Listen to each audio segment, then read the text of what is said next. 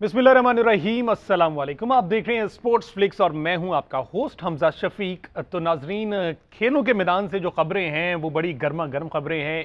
England और पाकिस्तान का जो टेस्ट सीरीज का आगाज हो चुका है आज से, तो जो बीमार इंग्लिश टीम थी ना, उन्होंने शाहीनों की तबीयत साफ कर दी है। एक ही दिन में 506 रन बनाए हैं 4 विकेटों के नुकसान पर। इस पर बात करेंगे। इसके साथ साथ फीफा वर्ल्ड कप जारी है कतर में, उस पर भी बात करेंगे। जो कुछ मैचेस हुए, कुछ बड़े अपसेट हुए, क्रिकेट पर बात करने के लिए हमारे साथ मौजूद होंगे फॉर्मर कैप्टन सलमान बट साहब, और फीफा वर्ल्ड कप के हवाले से जो बात करेंगे अहमद सईद साहब हमारे साथ मौजूद होते हैं। उनसे जनाब फुटबॉल की दुनिया की खबरें जानेंगे और कौन से मैचेस अहम है आगे। पहले बात कर लेते हैं पाक वर्सेस इंग्लैंड सीरीज की। सलमान बट साहब, 506 रन पहले ही दिन में और 4 सेंचुरीज, ऐसा कभी पहले आपने देखा है? देखिए जी, हम जब मैच से पहले ही हमें पता होता है कि सीरीज हिस्टोरिक है। पहले होता था खेल के होती थी, अब शायद पता चल जाता है, रात को ख्वाब आ जाती है कि हिस्टोरिक होगी, और हिस्टोरिक पहले दिन ही हो गई है कि 4 सेंचुरियां पहले दिन बनी है। आई थिंक ये उस सोच की तस्दीक करती है चीज जिसका हम कई अरसे से अपने जो है ना शोज के अंदर जिक्र कर रहे हैं कि एक डिफेंसिव माइंडसेट है कि जो बोलता तो बहुत ऊंचा है, जो बातें तो बड़ी बड़ी करता है, लेकिन जब मौका आता है डिसीजन मेकिंग का तो फिर वो इस तरह के पिच तैयार कराते हैं कि जिसके ऊपर अपने ही बॉलर इस तरह से पिट रहे हैं, जो कि राइटिंग ऑन द वॉल थी कि अगर आप इतना प्लेसिड पिच बनाएंगे और इंग्लैंड के इस जो एक ब्रांड ऑफ क्रिकेट को अगर आप दावा देंगे कि आओ इस पिच के ऊपर हमें मारो, तो वो तो आपको नहीं छोड़ने लगे। सलमान साहब, अभी भी लाइक आप पिच को ही कह रहे हैं कि पिच की वजह से स्कोर हुआ है, या इंग्लैंड वाकई अच्छा खेला है? देखिए जी, इंग्लैंड बहुत अच्छा खेला है, इसमें कोई दो राय नहीं है, लेकिन क्या ऐसी पिच जिसके ऊपर कोई मूवमेंट ना हो, कोई स्पिन ना हो रहा हो, तो आपकी जो बॉलिंग ऑलरेडी एक वीक बॉलिंग है, विदाउट शाहीन अफरीदी, विदाउट यासिर शाह के मेन बॉलर्स के, तो आप उसको क्या मौका दे रहे हैं? इस पिच के ऊपर क्या कोई गेंद मूव हुआ है हारिस रऊफ का, नसीम शाह का, या मोहम्मद अली का जिसका डेब्यू है, या किसी स्पिनर का बॉल? और जो आपका लड़का फर्स्ट क्लास क्रिकेट में टॉप करके आया है, इब्रार, जो कि मिस्ट्री बॉलर है, जो इस तरह की पिच पे शायद फर्क डाल सकता, आपका इतना पुअर थिंक टैंक है कि उन्होंने उसको मैच ही नहीं खिलाया, और मैच खिला दिया आपने जाहिद को, कि जो मतलब जिसके टोटल ट्रॉफी के अंदर 20 आउट है इस साल के अंदर। तो मतलब ये कौन सिलेक्शन कर रहा है, कौन ऐसी पिचें प्लान कर रहा है, कौन ऐसी टीम पिक कर रहा है जिसमें 4 डेब्यू हो, और फिर ऐसी पिच के ऊपर आप जो है 3 फास्ट बॉलर्स के साथ जा रहे हैं जिसके ऊपर गेंद पहुंच नहीं रहा है, और ना वो कोई साइडवेज मूवमेंट है, ना इन द एयर कुछ हो रहा है। तो अभी हमने ऑस्ट्रेलिया की सीरीज से भी कोई सबक नहीं सीखा, बातें बस की हैं हमने बहुत तो ज्यादा। क्या समझते हैं कैसी मजबूरी थी कि साउथ शकील से भी बॉल करवाने पड़ गए हमें? सलमान आगा सलमान जो हैं, ठीक है वो बॉल करते हैं, लेकिन आपने बेंच पे बिठा दिया। जो आप पहली बात, आपने यासिर शाह को स्क्वाड में ही शामिल नहीं किया। उसके बाद प्लेइंग 11 में आपने नुमान अली को बाहर बिठा दिया। इब्रार की इतनी तारीफें की जा रही थी और वो परफॉर्म करके आए, उन पर फोकियत दी गई जाहिद महमूद को। तो यहां पर सिलेक्शन कमेटी के वाले से अगर बात करें कि यहां पर 3 सीमर से जाना और सिर्फ एक जो जिसे आप प्रोफेशनल स्पिनर कह सकते हैं उसके साथ जाना सही फैसला था? देखिए, मैं तो आपको पहले से बता चुका हूं कि मेरी क्या राय है। आई डू नॉट थिंक कि ये टीम इन्होंने प्लेइंग 11 आइडियल सिलेक्ट किया है। आई डू नॉट थिंक कि ये जिस तरह की पिच इन्होंने बनाई है, कि प्लान किया कि इंग्लैंड को फंसाना किस तरह है। अगर आपने इस तरह की पिच बनानी है तो इंग्लैंड टॉस, मैं कल बताया था कि जो टॉस जीतेगा वो पहले बैटिंग करेगा, और क्योंकि पहले पिच आसान होगी, और उन्होंने तो इंतहाई कर दी है। यानी कि अभी आप इसको एक पूरे दिन का खेल कह ही नहीं सकते। अभी तो 15 ओवर रहते थे। अभी तो 15 ओवर और होते। 15 ओवर का मतलब है 90 बॉलें, और वो जिस रेट से जा रही हैं, ये तो 650 के करीब उन्होंने स्कोर कर देना था। वो जो 112 साल रिकॉर्ड टूटा है, वो मजीद आगे 100 साल के लिए वो रिकॉर्ड बन जाना था। वो बिल्कुल बन जाना था। और आई थिंक ये बिल्कुल हमारी जो है ना थिंक टैंक की जो डिसीजन मेकिंग है उसके ऊपर बहुत बड़े बड़े क्वेश्चन मार्क हैं, बड़े अरसे से हैं। वर्ल्ड कप T20 से पहले इन्होंने जो लड़के मिडिल ऑर्डर में रखे, वर्ल्ड कप में वो पूरा बाहर बैठे क्योंकि वो वहां पर खेलने के अहल ही नहीं थे। अब देख लें कि टेस्ट मैच के अंदर जो इन्होंने सिलेक्शंस की हैं किस तरह का, और इसके ऊपर जो है ना रिजल्ट फर्स्ट डे का आया है।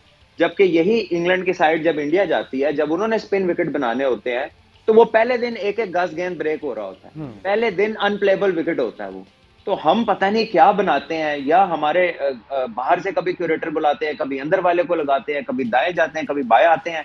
लेकिन चीज वही होती और है। बारहा ऑस्ट्रेलिया वाली सीरीज के बाद क्वेश्चंस उठते रहे पिच के हवाले से भी कि उसे भी डेड विकेट करार दिया गया था, प्रेस कॉन्फ्रेंसेस में कहा गया, लेकिन जो इंतजामिया है कहीं ना कहीं उनके कानों पर जू नहीं रेंग रही। सवाल मेरा वही है कि साउथ शकील से ओवर करवाने मजबूरी थी या वो पहले भी परफॉर्म कर चुके हैं, जो बाबर आजम को एतमाद था उस पर कि ये परफॉर्म कर लेगा? नहीं, बाबर को तो एतमाद ना ही हो तो बेहतर है, क्योंकि वो नवाज पे भी था तो फिर उसने बॉलिंग ही नहीं करवाई उसे वर्ल्ड कप में। सो आई थिंक वो उस ऐसे एतमाद से बचना चाहिए जिसके नतीजे में आपकी स्किल काम ना आए। मेरा ख्याल है कि जब इतनी मार पड़ रही हो तो फिर आप अपनी सारी ऑप्शंस को ट्राई करते हैं, और इसीलिए बाबर ने शायद उसको ट्राई किया होगा। But Babar as a captain, why would he agree to such a pitch? मुझे ये नहीं समझ आती कि अगर तो बाबर ने ये पिच खुद बनवाई है तो he should be the person responsible और आंसरेबल, और अगर उसने नहीं बनाई तो किसकी जरूरत है कि बाबर के होते हुए वो पिच इस तरह की हालांकि बनवा बाबर दे? उस बंदे का बाइख्तियार पता कैप्टन लगाए। है। पता नहीं किधर है उनका इख्तियार, और अगर ये पिच उन्होंने खुद बनाई है तो आई थिंक ये बहुत डिफेंसिव अप्रोच है और इसके लिए कोई जस्टिफिकेशन नहीं है।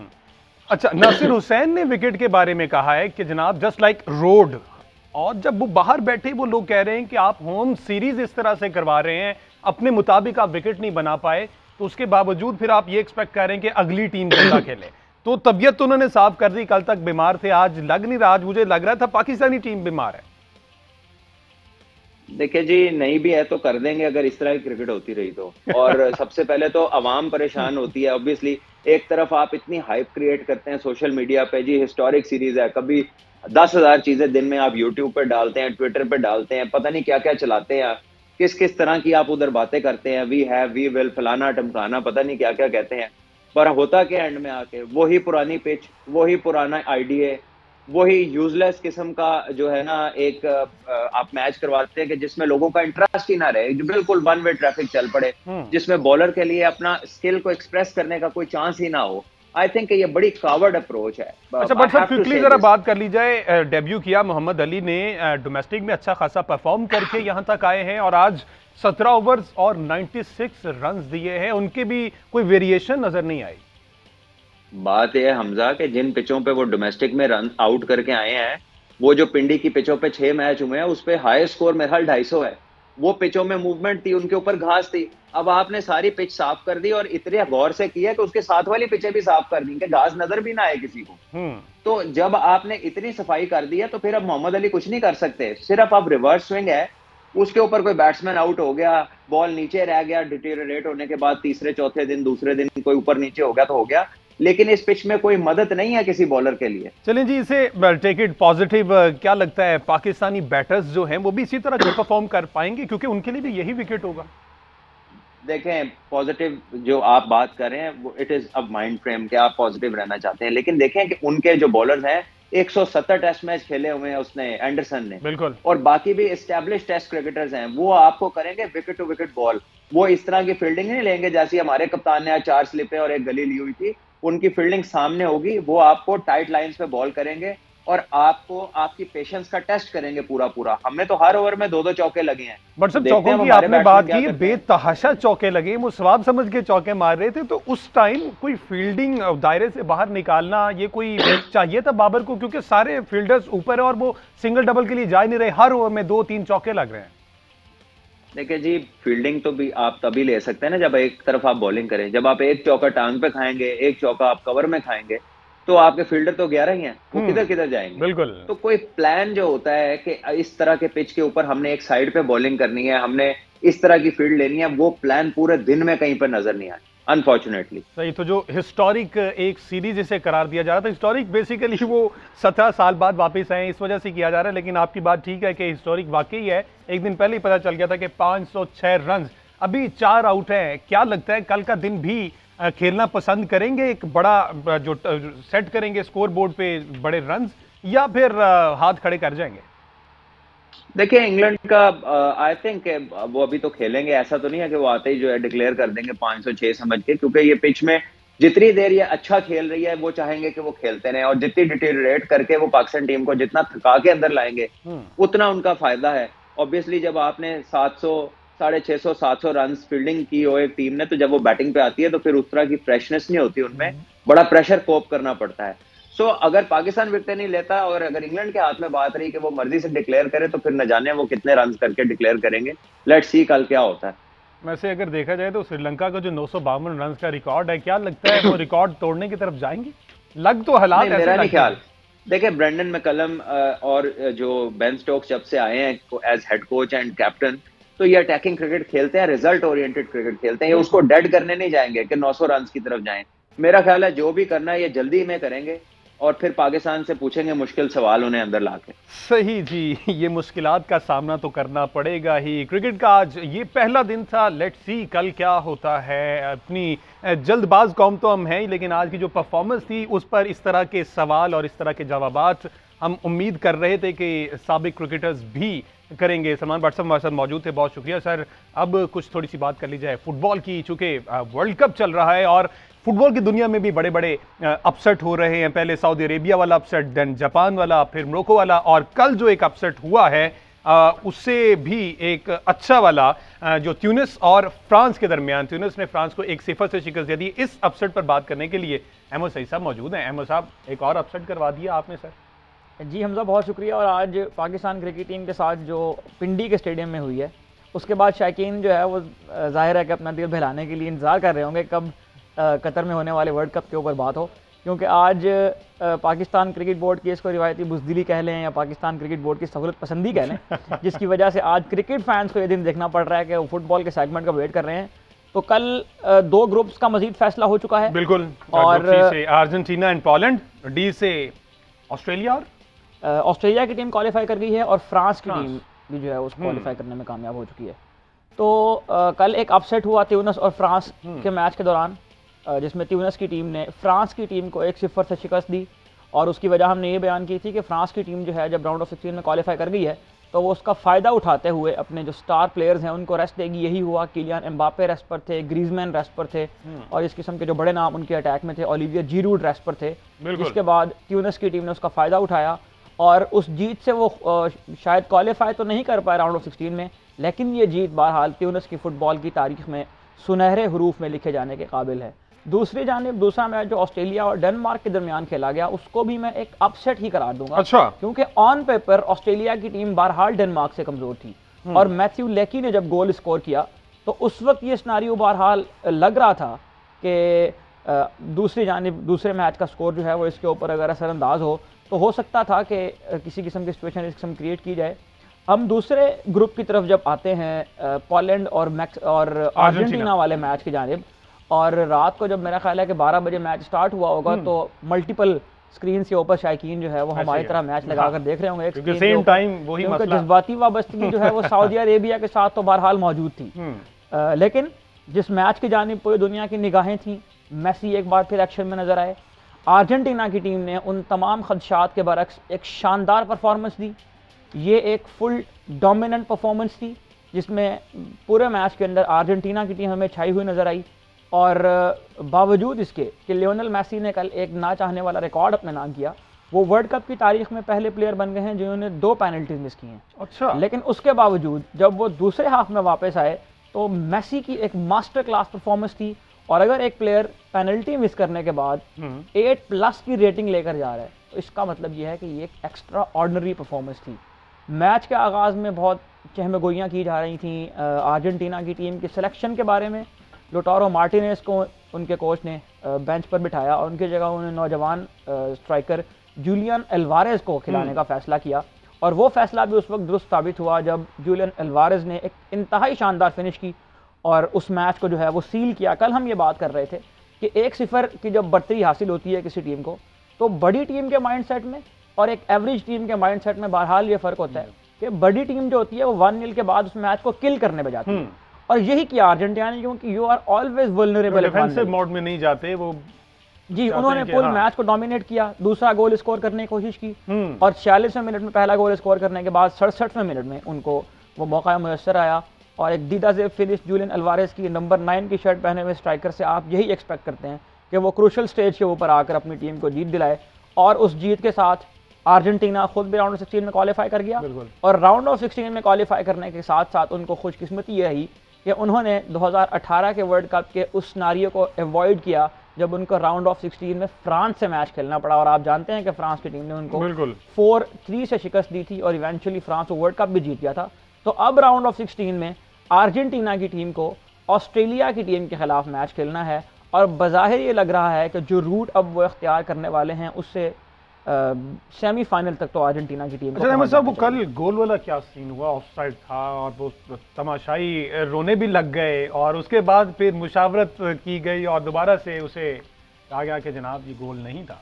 जी, ट्यूनिस और फ्रांस के मैच में स्टॉपेज टाइम में फ्रांस की टीम ने गोल किया। एंटोनी ग्रीजमैन जब सब होकर आए तो उन्होंने गोल स्कोर किया, और रेफरी ने जब उसको चेक किया तो एक तवील VAR इंटरवेंशन थी वो, उसके बाद रेफरी ने ये डिसीजन लिया कि इस गोल को ऑफ साइड की वजह से रूल आउट किया जाए। ओके। उस गोल में टेक्निकल इशू ये था कि गोल स्कोर करने के बाद जब ट्यूनिस की टीम दोबारा उस मैच को स्टार्ट कर चुकी थी, तो फुटबॉल के रूल के मुताबिक अगर आपको VAR चेक लेना है तो रेफरी को इतना डिले नहीं लेना, उसको फ़ौरन VAR चेक करना है। तो वो VAR के ऊपर ऑफ साइड तो बहरहाल था, लेकिन उस ऑफ साइड की जो टेक्निकलिटीज़ थी उनको जो है मुकम्मल तौर पर उस तरह से फॉलो नहीं किया गया, जिसकी वजह से फ्रेंच फुटबॉल एसोसिएशन ने लीगली एक अपील भी दायर कर दी है फीफा के खिलाफ, उस ऑफ साइड के खिलाफ। साथ ही साथ मैं ये भी तज़किरा करना ज़रूरी समझता हूँ कि कल हमने ये बात की थी कि सेम टाइम के ऊपर ये मैचेस क्यों हो रहे हैं।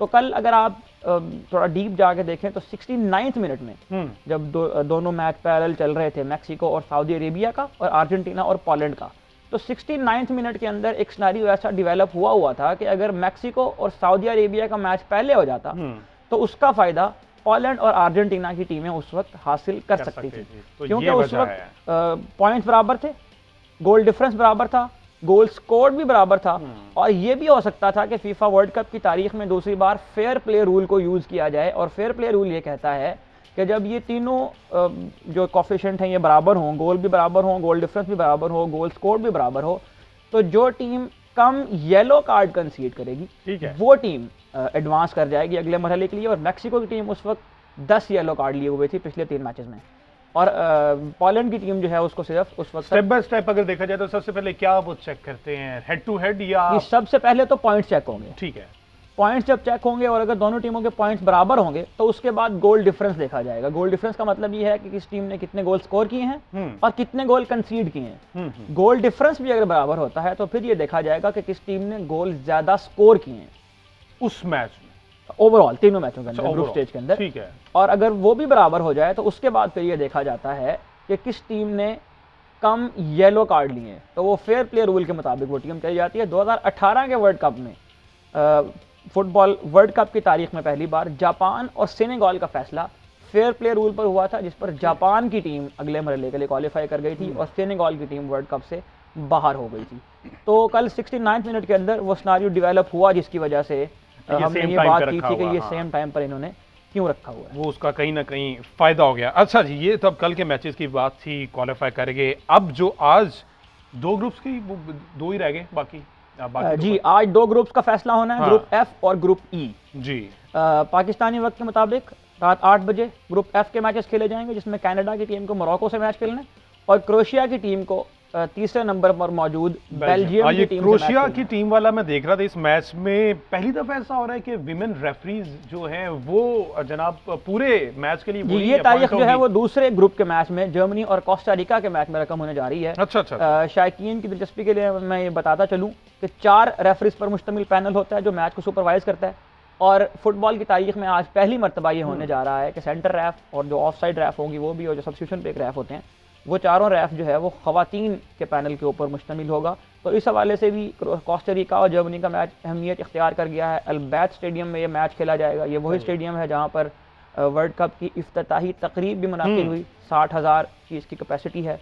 और जर्मनी के लिए ये मैच डू और डाई है, जर्मनी को ये मैच हर हाल में विन करना है। कहाँ स्टैंड कर रहे हैं वैसे कोस्टा रिका? ऑलमोस्ट आउट है या उसके जी, ग्रुप ई में कोस्टा रिका की टीम इस वक्त जर्मनी से ऊपर है, क्योंकि कोस्टा रिका ने लास्ट मैच में जापान को जब शिकस्त दी तो वो अपने लिए 3 पॉइंट तो लाए ही लाए, लेकिन साथ ही वो जर्मनी के लिए भी उम्मीद खतरे की घंटी बजा दी। जर्मनी की टीम इस वक्त उस एक गोल की वजह से जो उन्होंने स्पेन के खिलाफ आखिरी मैच में किया है, अपनी उम्मीद की वो जो डोर उनके साथ बधी हुई है। और आज मोस्ट लाइकली ये लग रहा है कि जर्मनी कोस्टा रिका को शिकस्त देने के बाद और स्पेन की टीम जापान को शिकस्त देने के बाद स्पेन और जर्मनी ही आगे क्वालिफाई करेंगे। जापान कांटे का मुकाबला है या जापान कहीं दूर है? देखें, जापान फीफा रैंकिंग में 24वें नंबर पर है और स्पेन 7वें नंबर पर है। और ऑन पेपर अगर बात की जाए स्पेन की टीम की परफॉर्मेंस की बात की जाए, स्पेन की टीम ने 7 गोल स्कोर किए कोस्टा रिका के खिलाफ, 1000 प्लस पासेस उन्होंने कंप्लीट किए, वर्ल्ड कप की तारीख का रिकॉर्ड बनाया। एक हाफ में सब स्पेन के माइंड में कहीं ना कहीं वो जापान और जर्मनी वाला मैच भी होगा, उन्होंने जी जाहिर है इजी नहीं लेना। इस ग्रुप की खसूसियत ये है, ग्रुप ई की खसूसियत ये है कि चारों टीमें इस वक्त मैथमेटिकली इस ग्रुप कंटेंशन के अंदर मौजूद है। कोई भी क्वालिफाई कर सकता है। हाँ। स्पेन की टीम के 4 पॉइंट्स हैं, कोस्टा रिका और जापान की टीमों के पास 3-3 पॉइंट्स हैं और जर्मनी की टीम 2 मैचेस खेलने के बाद अब तक सिर्फ 1 पॉइंट समेटने में कामयाब हुई है। तो जर्मनी अगर कोस्टा रिका को हरा दे तो जर्मनी 4 पॉइंट्स के साथ सेकंड पे आ जाएगा और स्पेन अगर जापान को हराने में कामयाब होता है, और ये दोनों रिजल्ट ऑन पेपर इस वक्त पॉसिबल हैं। तो जर्मनी और स्पेन की टीम्स ग्रुप ई से क्वालिफाई करने के लिए जो फेवरेट हैं, और ग्रुप एफ से मोरक्को की टीम 4 पॉइंट्स के साथ और क्रोएशिया की टीम भी 4 पॉइंट साथ मौजूद है। तीसरे नंबर पर मौजूद है बेल्जियम की टीम जिनके पास 3 पॉइंट है। कनाडा की टीम वर्ल्ड कप से आउट हो चुकी है। अच्छा, आउट हो चुकी है। जी हाँ, अल सुमामा स्टेडियम में जब ये मैच खेला जाएगा तो मोरक्को की टीम जाहिर है कि उनका स्टेक दाव पे लगा होगा। अच्छा, अगर मोरक्को कनाडा से हार जाता है देन ये भी बाहर हो जाएंगे? जी, मोरक्को अगर कनाडा से हार जाते हैं तो फिर इनको इंतजार करना पड़ेगा दूसरे मैच के रिजल्ट का। और अगर दूसरे मैच का रिजल्ट क्रोएशिया के हक में आता है तो मोरक्को हार के बावजूद भी क्वालिफाई कर जाएगा। अच्छा, लेकिन अगर वो मैच बेल्जियम ड्रॉ कर जाता है या बेल्जियम वो मैच जीत जाता है तो ड्रॉ की सूरत में इनके पॉइंट बराबर हो जाएंगे और जीत की सूरत में बेल्जियम की टीम जो है वो क्वालिफाई कर जाएगी। इसलिए मोरक्को की टीम को कोशिश यही करनी है कि इस मैच से वो 3 पॉइंट्स एक दफ़ा जो है वो सेव कर लें ताकि उनको राउंड ऑफ 16 में जाने का परवाना मिल जाए। तो आज ग्रुप एफ और ग्रुप ई के जो मैचेस हैं उनका भी फैसला हो जाएगा और ग्रुप एफ की जो विनर है उसको राउंड ऑफ 16 में खेलना है ग्रुप ई की दूसरे नंबर पर आने वाली। सही जी, तो आज भी इफ एंड बट्स की जो सिचुएशन है वो चल रही है, वो जीत जाए वो हार जाए, किसी टीम का भला हो जाए। लेट्स सी कौन जीता है और ये ग्रुप एफ और ई में से जो राउंड ऑफ 16 के लिए कौन सी ऐसी टीमें क्वालिफाई करती हैं। आज के शो से